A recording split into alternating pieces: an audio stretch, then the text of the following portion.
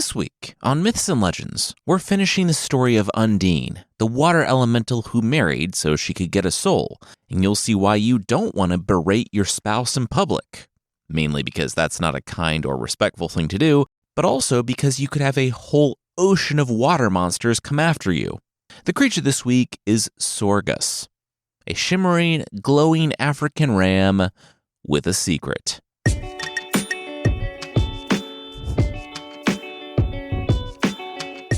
This is Myths and Legends, episode 374, Mermaider.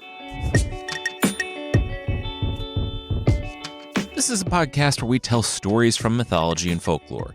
Some are incredibly popular stories you might think you know, and others are tales that might be new to you, but are definitely worth a listen.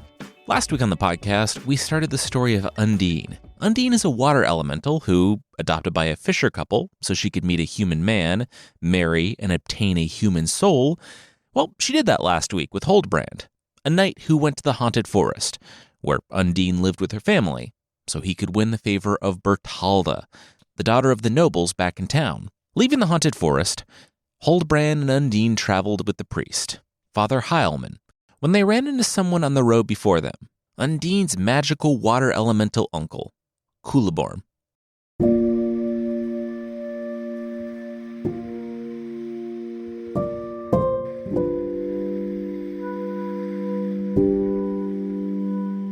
Huldbrand shook his fists and made faces at Undine, until she cried.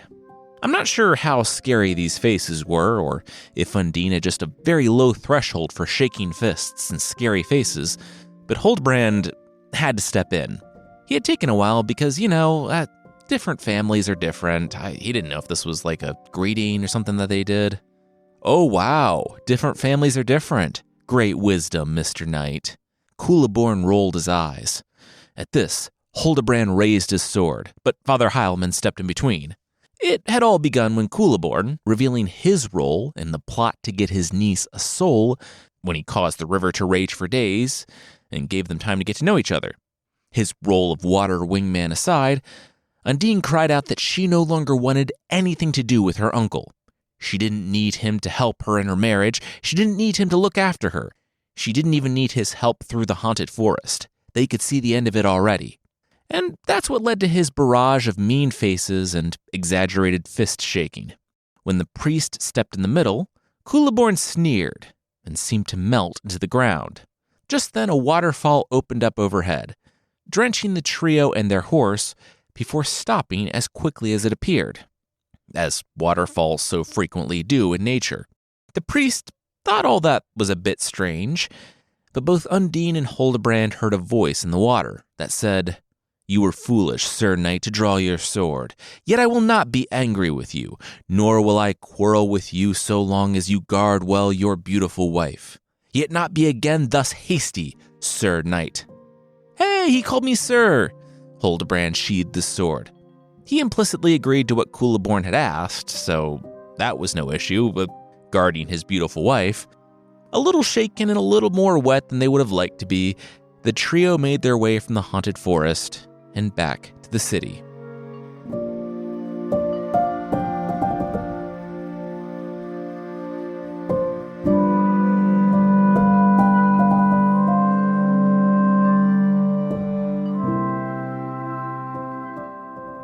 "Servants!" Huldbrand cried, setting his bags down and going in for a group hug. "Master!" they cried back and obliged him with that hug. Undine and Huldbrand had separated with the priest on the outskirts of the town and made their way to Huldbrand's lodgings, where all of his servants were still waiting for him to return. "Why didn't they go with you? Don't they have to do whatever you say?" Undine waited on the outskirts of the hug. "Yeah, but they were scared," Huldbrand said, mussing the hair on one of their heads until they smiled. "And I thought it would be cooler if I went into the dark forest by myself. I knew they wouldn't leave town without me, even if they feared me dead, and..." Huldbrand stopped talking and the hug. Hey, wait a second. There was someone else here. He didn't recognize one servant. "Oh, he's been by a lot," one of the guys who worked for Huldbrand said, of the hug interloper. "He works for, what was her name again? Bertalda?" The servant nodded yes. Sorry, he couldn't resist a good servant group hug, but yeah, he was here on behalf of Bertalda for Huldbrand's return. Huldbrand cut him off and drew Undine to himself. Before he finished that thought, Huldbrand's dating situation and relationship status had changed, in that he was no longer dating and he was in a relationship. This was his wife, Undine. Oh, she knows, yes, the servant clarified. Bertalda thought Undine was so beautiful that she had to be a princess, and Lady Bertalda would be remiss if she neglected to invite them both to dine at the castle that evening.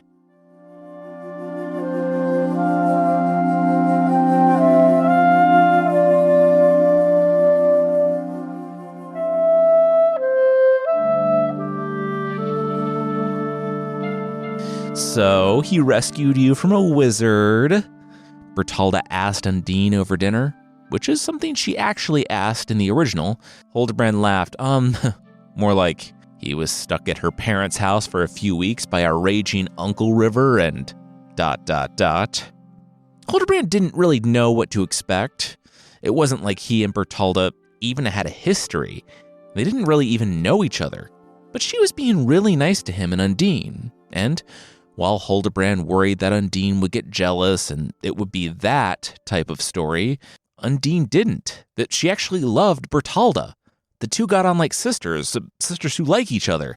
And Undine not only took Bertalda up on her invitation to come by the castle every day, but invited Bertalda to Huldbrand's family estate when they left in the coming weeks. In fact, in the most wholesome way possible, the three hung out constantly, and it wasn't weird or awkward. Props to them. All the more because the situation was ripe for drama, given that it was a love triangle with three people in their late teens. It was like every young adult novel. Still, they made it work. Undine almost let Bertalda in on her secret, or at least she didn't guard it all that closely. One afternoon, while they were walking by the fountain in the middle of town, an old man in a hood stood nearby. Undine excused herself and rushed to Culeborn, who whispered some words to her, and she laughed, saying, "No way." She said goodbye to the man as Huldbrand nodded to him, with narrowed eyes and his hand on the sword at his side. "What did the master of the fountain say to you to make you laugh so much?" Bertalda asked, the master of the fountain being the person who tended to the fountain. Undine, smiling, said the day after tomorrow was Bertalda's birthday, right? She would tell Bertalda the surprise then. But just then, the fountain malfunctioned, and a torrent opened up, soaking Huldbrand and only Huldbrand, who grumbled as the people of the square told him that was so weird. In all the years that it had been running, no one had ever seen it do that.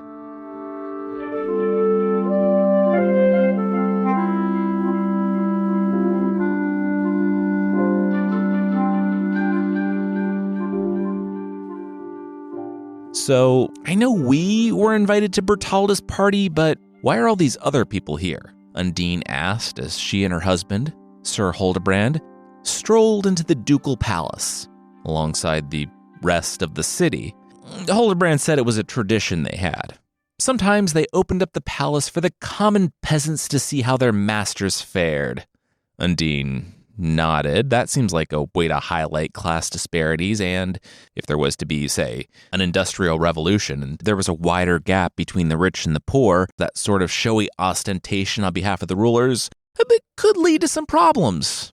Huldbrand laughed. Industry, revolution, her made-up mermaid words were adorable. In this story, people love their rulers. They're all just going to stand here and watch us eat. And they did.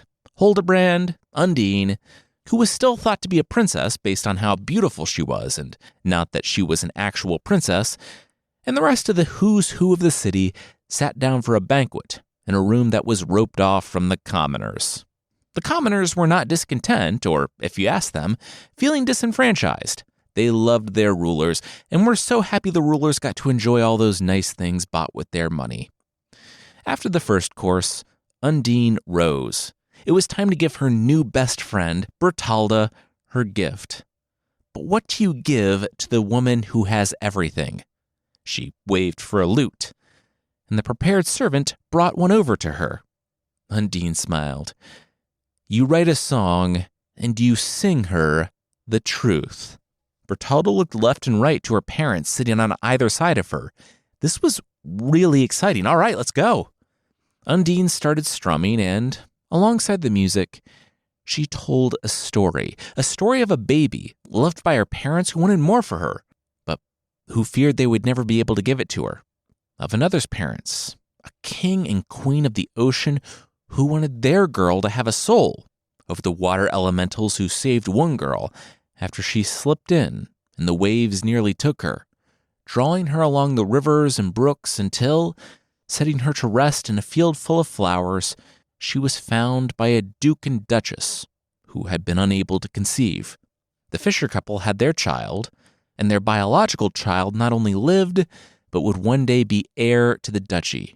The daughter of the Ocean King would one day have a soul. When the song ended, Bertalda started to slow clap. But then she nearly jumped out of her seat when her parents stood to their feet, clapping and crying. Bertalda asked how was any of that relevant to her? There was a daughter of a duke in the story, but that couldn't be her because she turned with horror to her parents, who smiled. They said that was the truth. She wasn't their biological daughter, but that never mattered. She was their miracle, found in a field. And now they knew that she really was a miracle, brought by the water elementals, for whom their theology was not an issue to accept as real and not evil.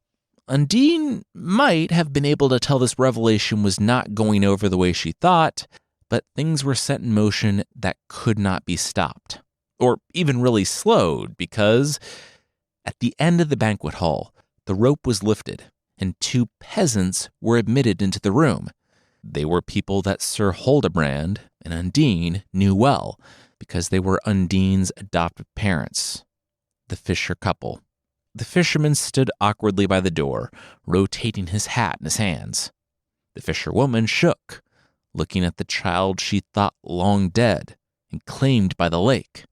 Both had rivulets of tears finding the wrinkles in their cheeks. The Duke and Duchess rushed to embrace their counterparts, the biological parents of the girl, the one they had raised as their daughter. The people were happy for the couple, even if it did cause them to look at Bertalda, one who was so regal and proud on account of her noble blood, with a little bit of suspicion that there wasn't anything fundamentally all that different about the nobles and the commoners. But still, they were happy, and the four parents embracing, all was well. Smiling at their daughter, took her into an embrace that they all thought was heartwarming and beautiful for about 10 seconds, until Bertalda tore herself away in disgust. She looked at them. They were her parents. Them. For so long, she thought of the possibility that she could have been adopted, seeing as she looked nothing like the Duke and Duchess. She always guessed that she was the long-lost daughter of a deposed king. But a fisherman and a fishwife? The mom said that fishwife was more of a woman who sold fish, and it was also kind of derogatory. It's a term for a coarse-mannered woman. Not really a nice thing to say to anyone, at least of all your mother. I did not misspeak, Bertalda sneered. She was not merely disappointed that they were her biological parents. She was disgusted. They should crawl back to whatever fish-stinking hut they came from, because they weren't wanted here. The fisher couple was shocked to silence. So were the Duke and Duchess. Undine rose, but Bertalda pointed. These lies were from her. She couldn't handle that Huldbrand loved her first and always, so she had to try to bring Bertalda low with these falsehoods. Undine said that she was only trying to help. She had wanted to know the truth of her biological parents, and she thought Bertalda would as well. She was sorry. "You're a witch," Bertalda said. "She tells the truth," the fisherwoman said. Then she sighed. Between Bertalda's shoulders and on the instep of her left foot, Bertalda raised a shaking hand to her mouth. "You have 2 violet birthmarks," the fisherwoman said. If Bertalda wanted to come with them, she could take a trip and see where she was born. The Duke and Duchess nodded, smiling. But Bertalda shook her head no. She would go nowhere with these peasants. Bertalda! The Duchess's voice seemed to bounce off all the rafters at once and still her daughter with a word. You will come with me to the other room. Your mother as well. I am so sorry, the Duchess said to the fisherwoman as Bertalda followed, chin to her chest. Yeah, we should go, Sir Huldbrand whispered to Undine, but it could be heard over the stunned silence of the other assembled nobles and the peasants who had seen it all.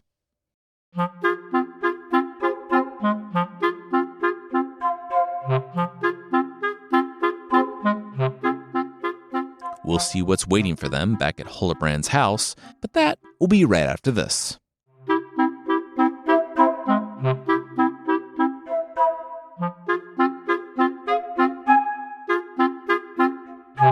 If it is true that Undine has won through love a soul, it is more pure than mortals know, Huldbrand remarked, after seeing his wife beside herself with sorrow over how she had hurt her friend.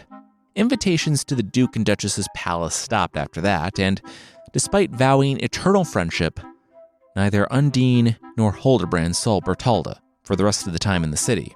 Festivities surrounding the festival-ities died down, and it was time for the happy couple to return to Huldbrand's family estate. The day arrived, and Sir Huldbrand and Undine emerged from the inn to his waiting carriage, all his buddy servants waiting for him, and Huldbrand sniffed the air. Did Undine smell that? Undine said, yeah, she knew that smell. It was fish! Fish for sale! A voice cried out from behind the carriage. A trout emerged in a stranger's grasp, and its lifeless eyes flopped alongside its body as it waved back and forth. Oh, thanks, but we're going to be traveling all day and don't want fresh fish, the knight said. Right, Undine?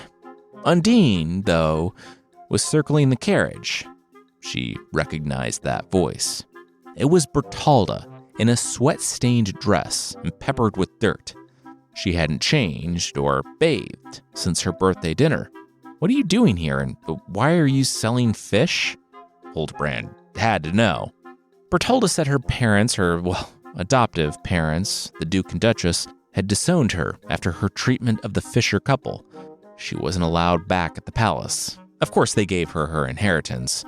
Still, she was the daughter of a fisherman, if that was even true. Yeah, no, it's true. Undine felt bad her friend had taken it so hard, but this conversation was getting a little tiresome. It was true. Even if he was my father, he still wouldn't take me back to live with them on account of me publicly shaming and disowning them in front of the entire city. Bertalda shrugged. Okay, but why are you selling clearly rotten fish? You have enough money to live, forever on your own? Huldbrand used his hat to fan the smell away from his face. Bertalda swooned, or started to, but when she saw that no one would catch her, she quickly changed course. She said she was selling fish because that was her lot in life. She didn't deserve more, as was befitting her blood. Also, she didn't know how to do, anything? Like laundry, finding food, finding a place to sleep that wasn't like a trash heap or a ditch. Even hiring servants to do that stuff for her. She wasn't great at this living on her own thing. Then we shall be sisters, Undine clapped. Huldbrand could see the relief on Bertalda's face, almost as if that was the point of the conversation and the found fish the whole time. Undine said that, to her, the birthday changed nothing, and she and Undine were still as sisters. And so, like her sister, Bertalda would come live with them at Castle Ringstetten. Sir Huldbrand agreed. While the maidservants gave Bertalda a bath, Huldbrand sent messengers through the haunted forest to the Fisher couple and to the Duke and Duchess to let them know that she was safe with him and Undine, in the event that someone was trying to use this as a teachable moment, one that was very slow to take. So the trio made their way to Castle Ringstetten.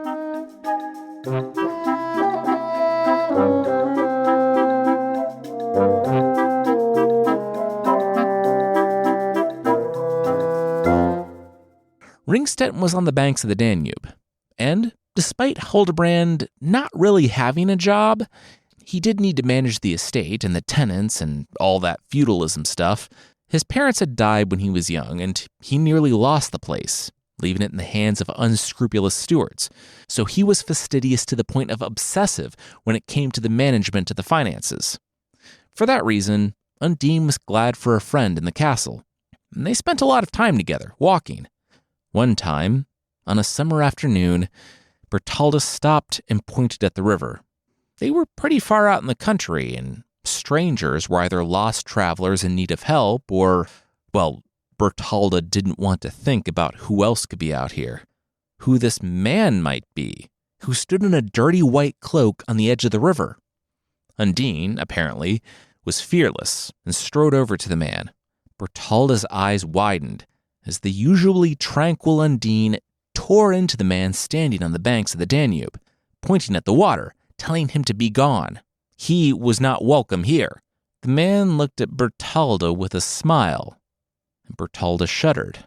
Undine returned, saying he wouldn't be a problem. Bertalda pointed, wait, that was the master of the fountain from back in the city.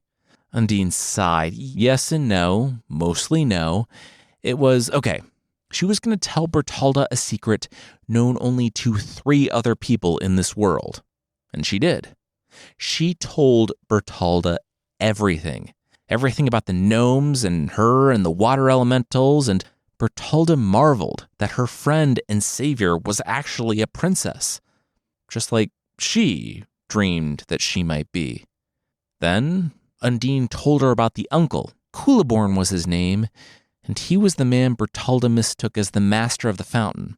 He was also the man that saved Bertalda's life when she was a child, who took her to the Duke and Duchess and delivered Undine to her place. That was how Undine knew. That's how she told everyone the truth at the banquet. It didn't seem like Undine realized, but Bertalda didn't really care. This Culeborn, this uncle of someone she thought was her friend, Undine, had taken her from her parents. He had ruined her life. And Undine just told her all this. Undine with all of her magical powers. Undine the princess who married the man Bertalda loved. Undine, it seemed, was responsible for every bad thing in Bertalda's life. And Bertalda would have her revenge. I'm sorry, what was that? Undine asked. She had to step away for a bit to call the horses. Oh, we should have that spot by the river retrenched, so it doesn't flood the garden. You otherworldly monster. Undine said she didn't quite catch that last part. Oh, I said, I love you, sis. Bertalda grinned.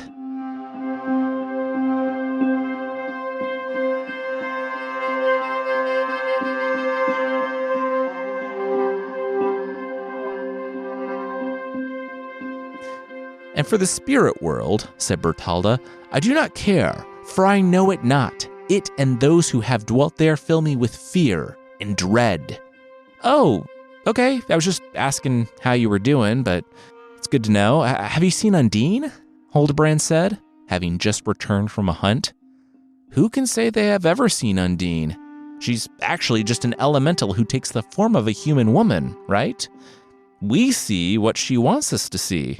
Bertalda shrugged. But if he was asking about her physical location, she was outside having the workmen seal up the fountain with a massive stone. Huldbrand thanked Bertalda, wondering what was going on there, but he thought about her words a little bit, and yeah, it was a little strange that his wife was a water elemental and not, human. He was seeing the real Undine, wasn't he? For Undine's part, she was having the stone put on the fountain in the center of the courtyard. Bertalda, now playing obstructionist to all of Undine's plans, regardless of how pointless it seemed, had demanded the workmen stop, but she had no luck. Undine was the mistress of the castle. It was strange, though. The water seemed to bubble in a way they had never seen before as they sealed it, as if it protested being locked away. She wouldn't give it up, though, and complained loudly to Huldbrand, who was getting real tired of all this. And over dinner, he asked what was going on with that fountain. Bertalda would just not stop going on about it. Undine set down her fork and looked at Bertalda. She said it was Culeborn, her uncle, obviously. Who else would it possibly be? He wouldn't harm Undine, even though he was a little scary, and he respected Huldbrand's role in getting her a soul enough to not harm him, but Undine pointed to Bertalda. He hates her. Bertalda pointed to herself. What? Why? She was amazing, a 100% perfect individual, and if anyone thought otherwise, there was obviously something wrong with them. Huldbrand cocked an eyebrow. Yeah, so would Culeborn actually harm her? Undine nodded. Oh, definitely. He said so. Not really his words, but he has threatened to mess her up on more than 3 occasions. Okay, so rock stays on. Bertalda, you satisfied? Huldbrand asked. Bertalda, seething, replied with a nod before excusing herself from dinner. When the married couple was alone, Undine said since she had answered his questions, she had a request of him. She asked that he not upbraid her by water. If he did so, her people would see that as an affront, and something terrible could happen. Huldbrand narrowed his eyes and sat back. Not upbraid her? Just by water, though. Undine nodded. And I can yell at you at all other times, Huldbrand asked. Undine said she hoped they were at the point in their relationship where they didn't do that, but sure? Huldbrand exhaled sharply. He was wary of any developments in their relationship that checked his power to publicly scold his wife, but, well, that's what you get when you marry a water elemental. Sure, he wouldn't publicly upbraid her by a body of water. Just then, they heard a, "I don't think we should be doing this," from outside, and both stood and rushed out to see Bertalda trying to get the workers to take the stone off the fountain. What are you doing? We talked about this, Huldbrand said, pacing back and forth. Like it was the whole theme of dinner. Well, that and public scolding, which I'm doing now, so I guess things came back full circle. Huldbrand threw up his hands.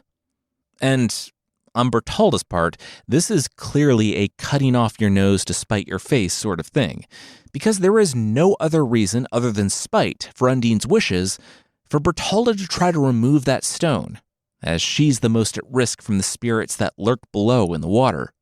Bertalda ran off in tears, and they didn't hear from her for the rest of the night. They were thankful for the break. And when they read her note, that she was sorry to the knight for forgetting that she was just a poor fisher girl and that she was going to her father's miserable cottage where she can't commit the same fault again, so goodbye forever, Undine was a little impressed that she managed to fit so many digs to the people that were both Undine's adoptive parents and Bertalda's biological ones. Huldbrand, though, sent his best servants, those who hunted with him and knew the forest best, to accompany him to bring Bertalda back. Undine was fine with that. It was fine. She had pledged to treat Bertalda like a sister, and you don't leave your sister to die in the Black Valley. The servant said to Huldbrand before he galloped off, no, Huldbrand must not go to the Black Valley. Undine leapt atop her palfrey and rode it without a saddle after her husband, hoping that it wasn't too late. Was the Black Valley established as someplace we shouldn't go? The servant asked. Have we talked about the Black Valley at all up until I said those words? Another shrugged. He had no idea. He didn't get paid enough to care about any of that stuff.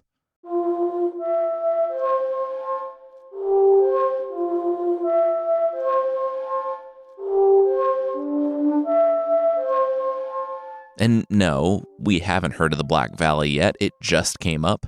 But I guess Undine's reaction tells us all we need to know. We'll see what everyone finds there. Spoiler alert, it's not great. But that will, once again, be right after this.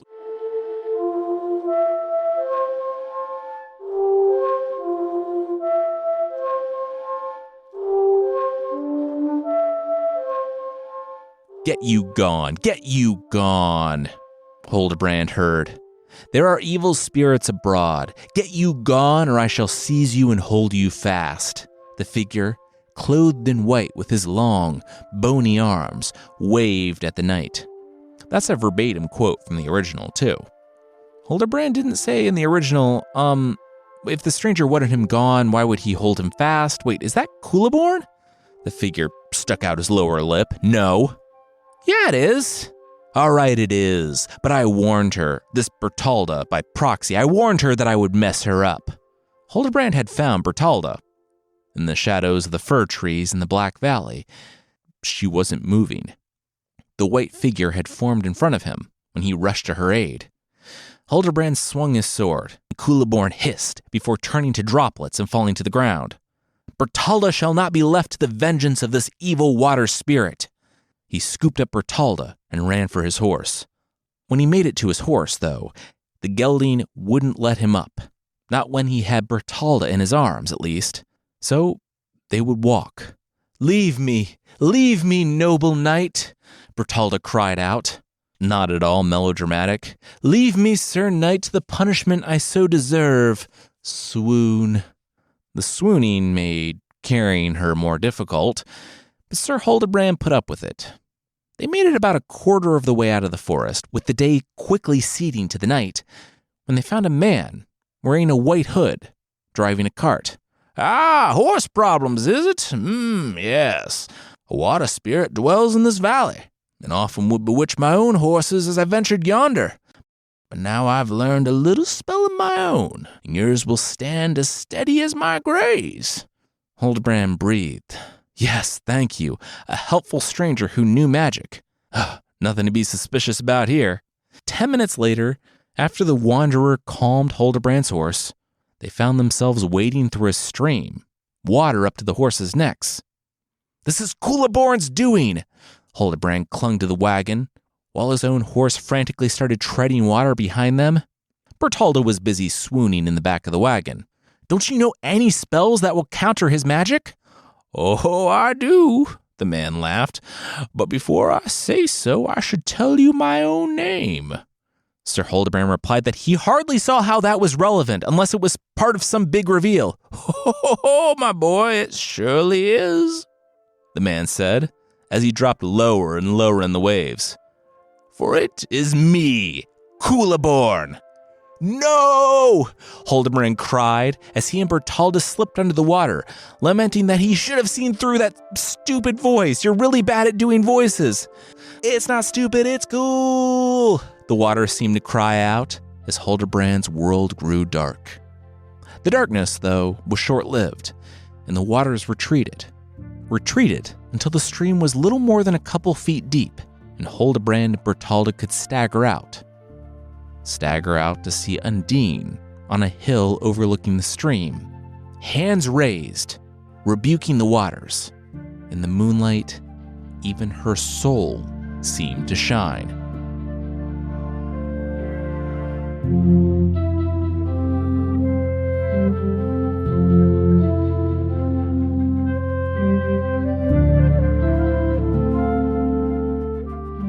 Now, you'd think that, with Huldbrand being warned not to rebuke his wife by water, and his uncle-in-law nearly killing him, that last instance would be the time. But no, after that, they were cool. Even Bertalda chilled out a bit. Yes, because she was grateful to Undine, who seemed to actually care for her, but also because she saw Undine's power. The true incident didn't come until the following spring, until it had been so long since Culeborn had shown his face that even Undine nearly forgot about him, to the point that they all decided to take a boat trip down the Danube to Vienna. This went about as well as you'd think. Undine fell asleep aboard the boat, and a horrifying face appeared in the water, which really scared Bertalda, and not Huldbrand. He was shaking with rage. He was screaming, but that was remembering something thrilling from earlier that week. It was unrelated. What finally did it, was a hand coming from the water and reaching for Bertalda's necklace. Bertalda shrieked and lost the necklace. And though Undine put her hand in the water and drew the necklace back to her, presenting it to Bertalda, it wasn't enough. It wasn't enough to placate Huldbrand. He snatched the necklace and threw it back in the water. Undine told him to be careful. Please. Huldbrand said no. They had been careful. He had to board up the fountain. They couldn't travel by water. This was the 1700s. They had so few other options. They lived in terror, and she was the only thing that could protect them? No, he was finished with this, and he was finished with her. Quote, "Go and abide with your kindred. You are a witch. Go, dwell with those who are as you are, and take with you your gifts. Go, trouble us no more." Tears fell from Undine's eyes as she stepped toward the water. She said she would do as he said. She would leave to protect him from the wrath of her people, but know that while she had power, she would always shield him from evil. With that, the Danube rose behind her and consumed Undine. Huldbrand and Bertalda were left alone in the boat.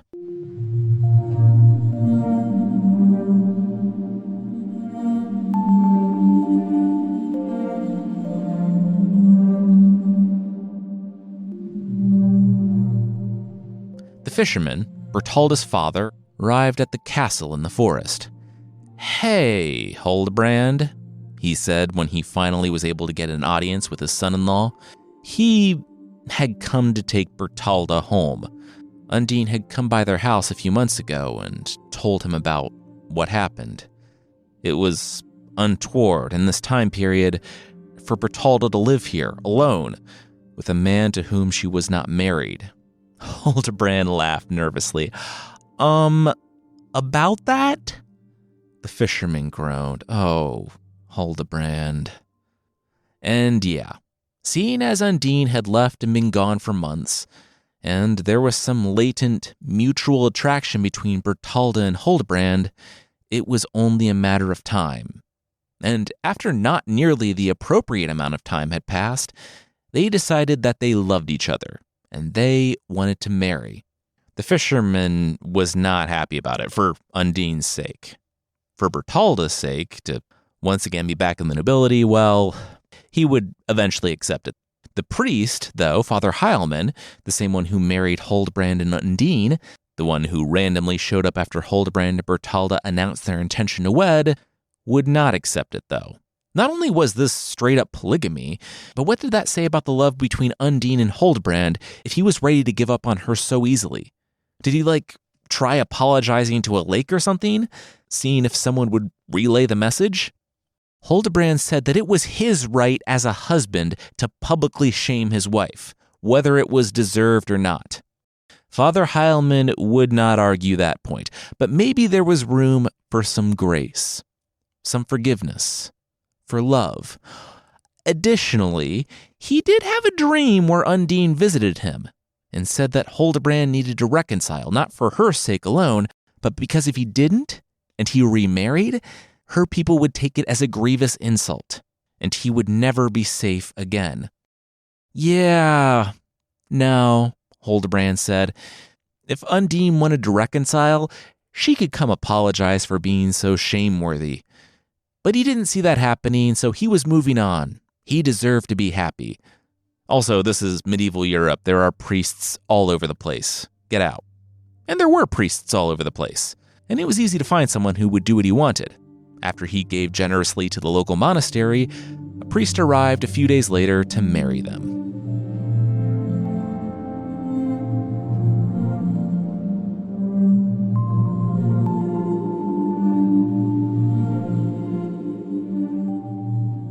When the day of the wedding arrived, Bertalda was...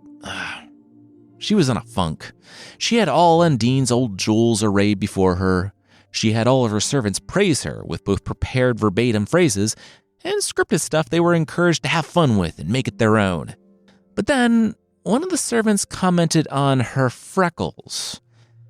But she backtracked, saying they made her skin look all the more radiant by contrast. Bertalda's freckles bugged her, though, and she knew if she had the water from the fountain in the middle of the courtyard, she could get rid of them, despite that not being how water, fountains, or freckles worked. But she could not be reasoned with. She had to get rid of those freckles. The workmen, who had so much else to do, spent the morning chipping away at the stones sealing the top of the fountain, but it wasn't until nightfall, until after the wedding, that they managed to get it loose, though they had no idea how they were going to be able to lift it. And it turned out they didn't need to. The stone lifted on a massive, rising column of water before tipping off to the side and cracking the paving stones. Tall, pale humanoid figure hovered in the air above the surface of the water. She touched down, and she was weeping and wringing her hands. She was walking toward the castle. It was Undine.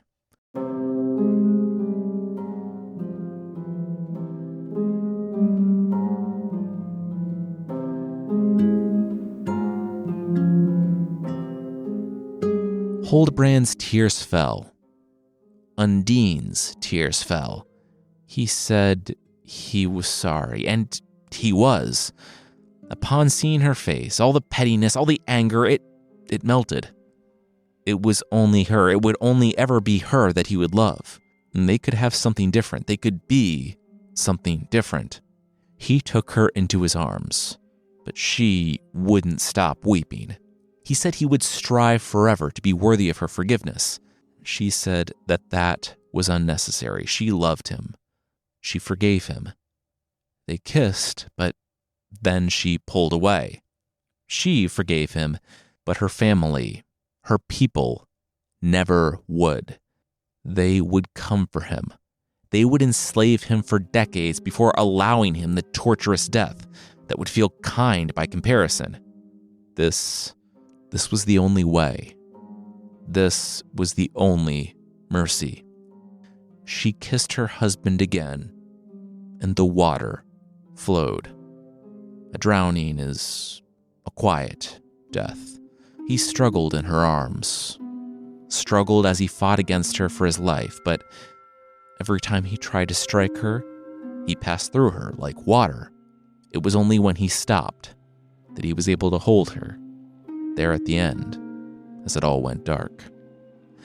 After she laid his body down on the couch, the pale figure glided back toward the fountain.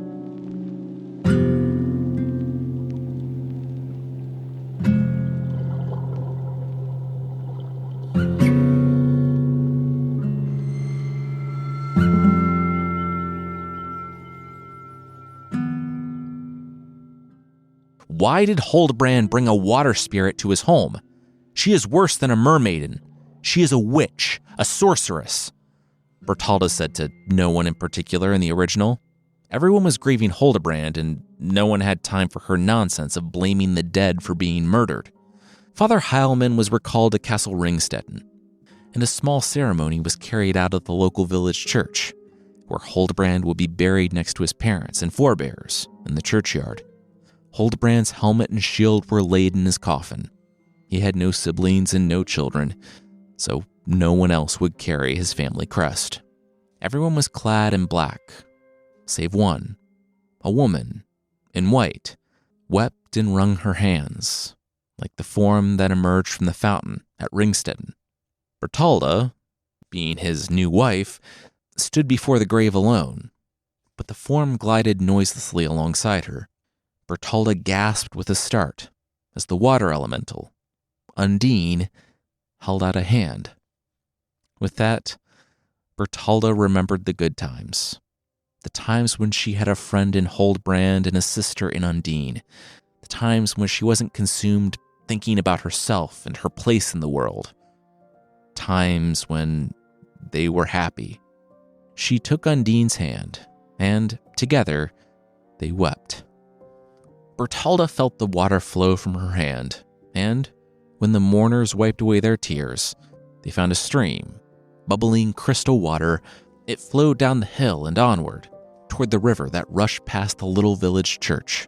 In the days and years to come, the villagers would tell of Undine, the little crystal stream that surrounded and protected Huldbrand, her beloved, forever.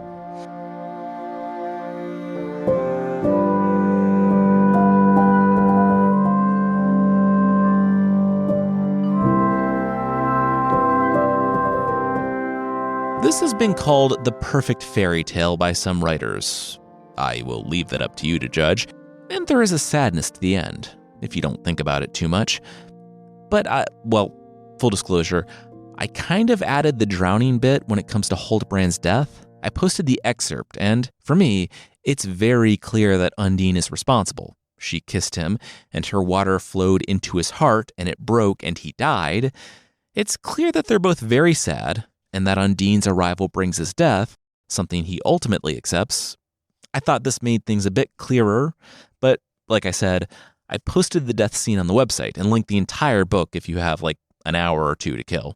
The writer of Undine was a victim of his own success. Undine was a hit with its broad, melodramatic, romantic notes. And then the writer never did anything else. I mean, he did, but it was kind of the same romantic stuff over and over again, while the world moved on. And he was called, quote, the Don Quixote of Romanticism by his rivals, which, if you want a career-defining moniker, your rivals are probably not the ones you want coining it.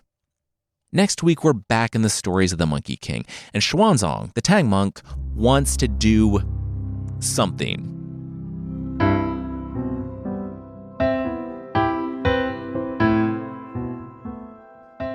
The creature this week is Sore-Gus from Namibia on the continent of Africa. I'm not much of a hunter. I'm not anything of a hunter, but even I understand that if you're out on a hunting trip and you see a glimmering golden ram, you take the shot. That's what Jiri, a hunter, did when he was out and he spotted the golden ram with fluffy fur, and, seeing this one-of-a-kind marvel of nature, knew that it had to be his. He shot it with an arrow. He wasn't one for trophies, though, and only wanted a bit of meat, so leaving the rest of the beautiful carcass rotting out in the sun and headed for home. As he walked, though, he realized two things. One, he was so thirsty, and two, he was out of water, an inconvenient discovery if you're extremely thirsty. So he stopped off for some water. He was familiar with the concept of mirages, but knew that when you're standing above water, and then the water drops down and dries up right in front of you, that's a different thing. They didn't have a word for that. No one does. He crawled, parched, to a wise man who said that beautiful ram he had shot, Sore-Gus, was the sun ram. He cut off a slice of the sun, and now said sun was not only drying him out, but evaporating all the water before he could drink. There would probably be cosmic consequences too, but luckily it was still the same day. He needed to go make things right. And he did. Apparently Sore-Gus followed grim fairy tale rules and only needed the meat replaced for Sore-Gus to shine, take to the sky once again, and for all the water to reappear from the ground. Jiri rushed to get a drink and probably brag about how he was such a great hunter, he nearly ended the world and doomed us all.